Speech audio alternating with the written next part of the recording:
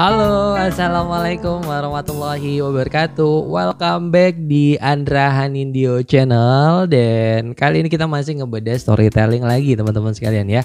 Di video kali ini kita mau cerita nih gimana sih strateginya mendevelop sebuah ide cerita untuk copywriting yang kita gunakan. Karena kita bikin copywriting kan gak cuma sehari 2 hari ya, nggak. Kadang hari pertama masih ada tuh idenya, hari kedua juga masih ada tuh cerita yang mau kita ceritain. Udah hari ketiga udah mulai pusing cerita apa yang kita pakai. So kita mau belajar dari Pixar Studio nih teman-teman sekalian, gimana sih cara mereka mendevelop sebuah cerita. Cerita mereka tuh kayaknya sederhana dari luar, tapi ternyata dari dalam begitu kompleks dan emosinya begitu menggugah. Mereka nih punya teknik namanya what if. Kali ini kita bedah sama-sama what if itu kayak gimana dan penggunaannya dalam copywriting kamu seperti apa. Kita simak sama-sama video ini, teknik what if dari Pixar Studio.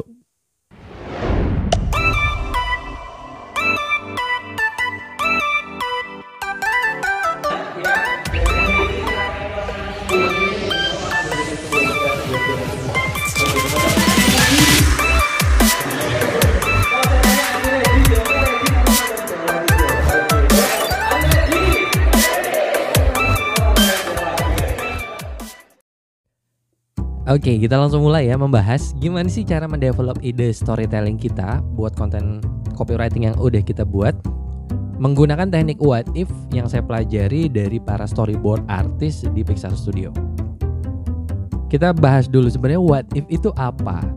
Jadi what if menurut yang saya pelajari dari Pixar Studio adalah suatu teknik bertanya kepada diri sendiri. Jadi ini menarik ya. Kita nggak capek nungguin orang lain, kita nggak mesti nanya dulu ke orang lain gitu, kita nggak mesti nanya ke Google dan lain segala macam, tapi kita nanya kepada diri sendiri. Karena di era sekarang ini hal yang cukup jarang kita tanyakan kepada diri kita. Bahwasanya di dalam diri kita tuh punya kreativitas apa sih, punya imajinasi apa. Nah, di dalam teknik what if kita bertanya dengan diri kita sendiri, teman-teman. Bertanya ini untuk apa? Jadi sebagai sebuah strategi untuk memancing memori. Nah, dengan pertanyaan ini memori akan muncul tuh. Mungkin kita pernah punya pengalaman seperti apa. Mungkin kita pernah punya pengamatan seperti apa. Selain sebuah memori, bisa juga memancing imajinasi keluar.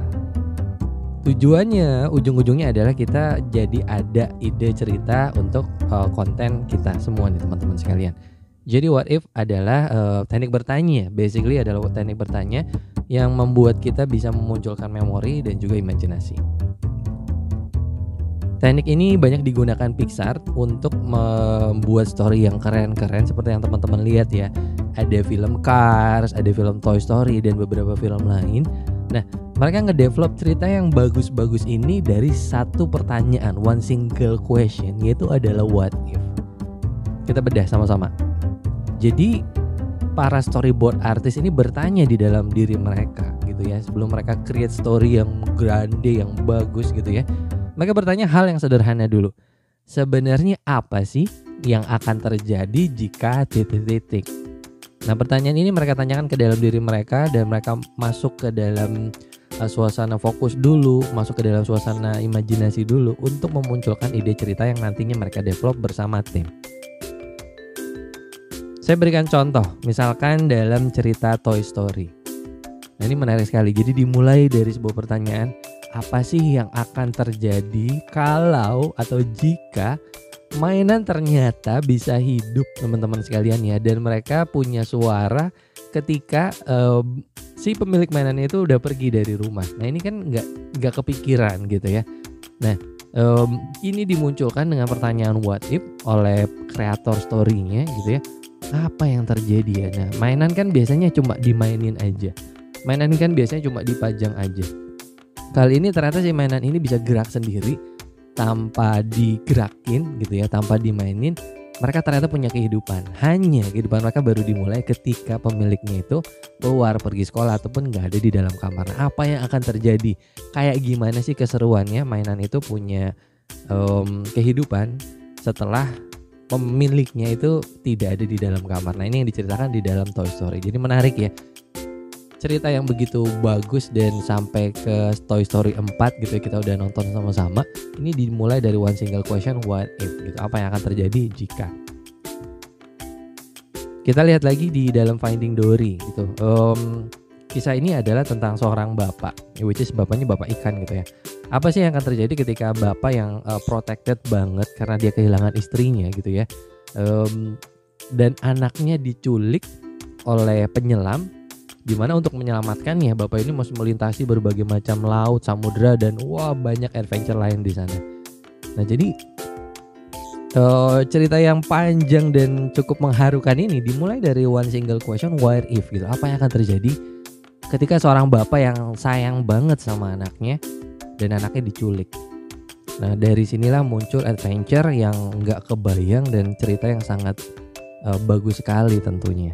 Kebayang ya, ketika ini kita gunakan, ketika ini kita praktekkan di dalam copywriting kita, akan kayak gimana tuh cerita yang muncul dan dampak dari copywriting yang akan kita buat. Terus case realnya gimana mas ketika nulis copywriting?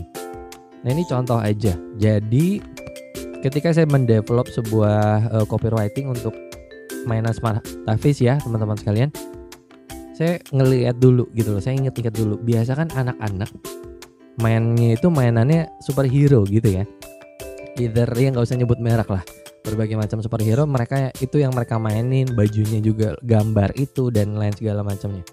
Nah saya cuman memunculkan satu pertanyaan, what if gitu ya, gimana sih jadinya, apa yang akan terjadi ketika ternyata mainannya itu bukan superhero lagi tapi diganti dengan mainan yang ngajarin mereka ngaji.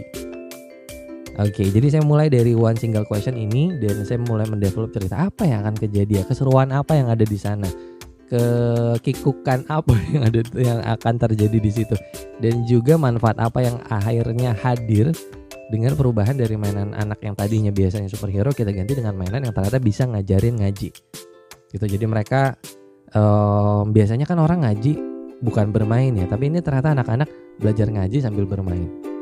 Nah ini yang di develop ceritanya.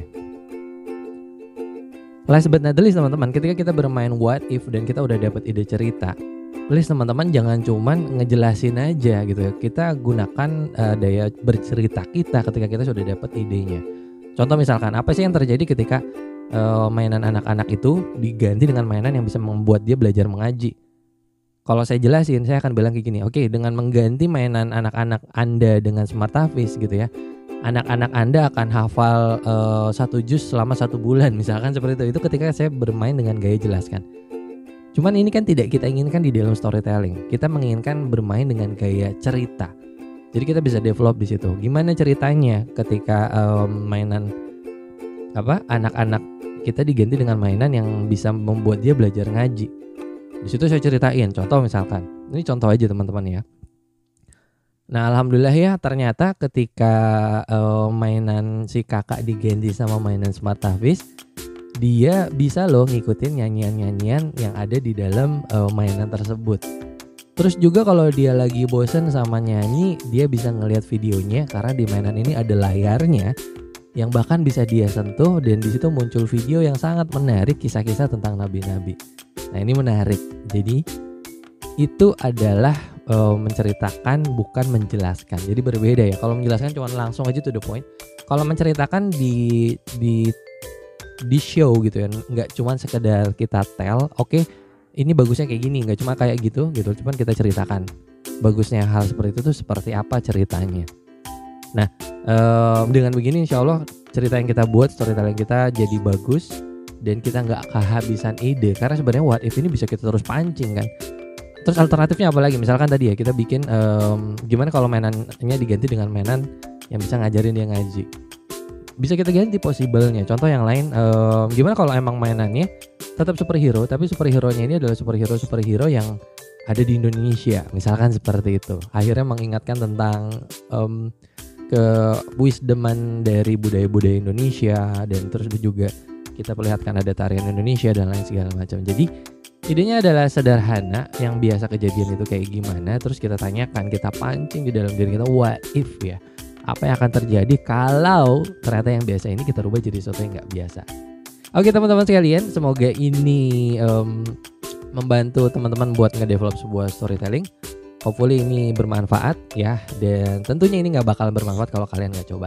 So silahkan dicoba, dan kalau emang kalian udah coba gimana dampaknya, komen di sini ya. Dan kalau emang ada pertanyaan juga silahkan ketik di komen. Insya Allah nanti kita bahas pertanyaannya kalian. Oke, saya Andra Nenia, mohon maaf apabila ada salah-salah kata. Assalamualaikum warahmatullahi wabarakatuh. Sampai ketemu dalam konten berikutnya.